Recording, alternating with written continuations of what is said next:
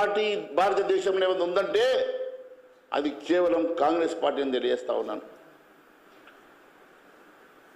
ఒకవేళ భారతీయ జనతా పార్టీ రాజ్యాంగ సవరణ చేస్తే ఈబీసీల కోసం ఆ రోజు అన్ని పార్టీలు ముందుకు వచ్చి సపోర్ట్ చేసేటువంటి సంగతి గుర్తు చేస్తా ఉన్నాను. కానీ మీరు మాత్రం మైనార్టీల కోసం, ముస్లిం మైనార్టీల కోసం రిజర్వేషన్లు పెట్టి ఈరోజు బీసీలకు, ఎస్సీ ఎస్టీలకు అన్యాయం చేసిన మాట వాస్తవం కాదని అడుగుతున్నా.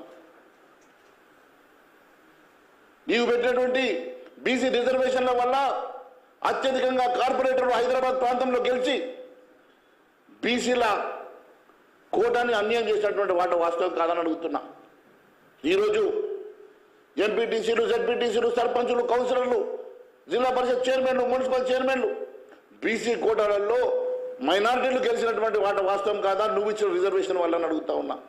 నువ్వు రాజ్యాంగ సవరణ చేసి, నీ కాంగ్రెస్ పార్టీ రాజ్యాంగ సవరణ చేసి మైనారిటీల కోసం మీరు చేసిన తప్పిదం వల్ల భారతదేశంలో, ముఖ్యంగా తెలంగాణ రాష్ట్రంలో, ఆంధ్రప్రదేశ్ రాష్ట్రంలో అత్యధికంగా నష్టపోయింది నా బీసీ సామాజిక వర్గం, నా ఎస్సీ ఎస్టీ సామాజిక వర్గం తెలియజేస్తా ఉన్నాను. అంతేకాకుండా ఈరోజు మళ్ళీ కాంగ్రెస్ పార్టీ అధికారంలోకి వస్తే మళ్ళీ వాళ్ళు 10% మైనార్టీ రిజర్వేషన్లు ఇచ్చి మళ్ళీ బీసీ సమాజానికి, ఎస్సీ ఎస్టీ సమాజానికి అన్యాయం చేస్తారన్న సంగతి కూడా నేను గుర్తు చేస్తా ఉన్నాను. వీళ్ళ ఎజెండా ఎప్పుడు కూడా మైనార్టీలను మోసే ఎజెండా పెట్టుకొని ముందుకు వెళ్తున్నారు తప్ప భారతీయ జనతా పార్టీ ఎప్పుడు కూడా అట్టడుగు, బడుగు, బలహీన వర్గాల కోసం పనిచేసింది.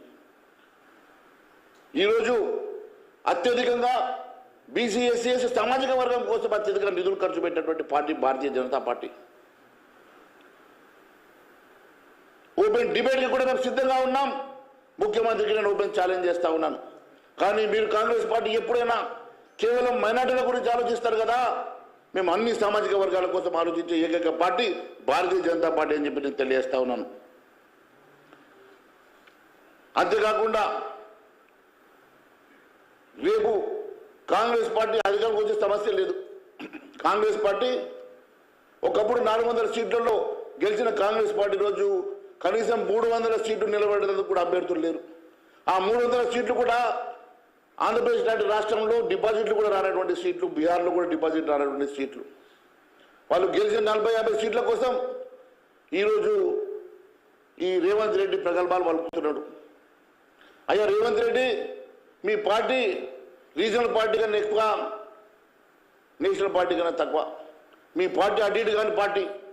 ఈరోజు మీ పార్టీలో 50 మంది గెలిచే, ఎంపీలు గెలిచే పరిస్థితి లేనప్పుడు అసలు మీ మ్యాచ్ ఆడతారంట. ఫైనల్ మ్యాచ్ ఏ మ్యాచ్ నాకు అర్థమైతే లేదు. క్యాప్టెన్ లేని మ్యాచ్ ఏందో మరి. అసలు మీ క్యాప్టెన్ ఎవరు అంటున్నా. మీరు 50 సీట్లు గెలిస్తే రేపు యూపీఏలో అసలు ఎవరు అపోజిషన్ లీడర్ అవుతారో, ఎవరిద్దరు క్యాప్టెన్ అవుతారో తెలియని పరిస్థితుల్లో కాంగ్రెస్ పార్టీ ఉన్నది. అంతేకాకుండా ఇప్పటి వరకు 2 సార్లు కూడా కనీసం అపోజిషన్ హోదా కూడా రానటువంటి పార్టీ ఏదైనా ఉందంటే అది కాంగ్రెస్ పార్టీ. ఇన్నేళ్ళు అధికారం ఉందని చెప్పుకునేటువంటి పార్టీ కనీసం ప్రతిపక్ష హోదా కూడా రానున్న పరిస్థితుల్లో ఈరోజు కాంగ్రెస్ పార్టీ కొట్టుమిట్టాడుతూ ఉంటే ఈరోజు రేవంత్ రెడ్డి గారు ఎక్సెన్సీ పడతా ఉన్నాడు. రేవంత్ రెడ్డి గారు ఒకటే చెప్తా ఉన్నాడు, పెద్దవాళ్ళ మీద రాళ్ళేస్తే పెద్దోన్నైతే అనుకుంటున్నామేమో, ఆకాశం మీద ఉమ్మేసినట్టు మీద పడుతుంది, జాగ్రత్తగా ఉండాల్సిందిగా నేను తెలియజేస్తా ఉన్నాను. నరేంద్ర మోడీ స్థాయి మీకు లేదు, నరేంద్ర మోడీ గురించి మాట్లాడేటువంటి అర్హత నీకు లేదని చెప్పి నేను తెలియజేసుకుంటూ ధన్యవాదాలు తెలియజేస్తాను.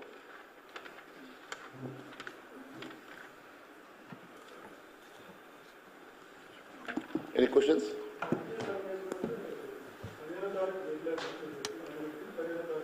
అదే చెప్తా ఉన్నాను, 15వ తారీఖు లోపు వారు ఇచ్చినటువంటి హామీలు కానీ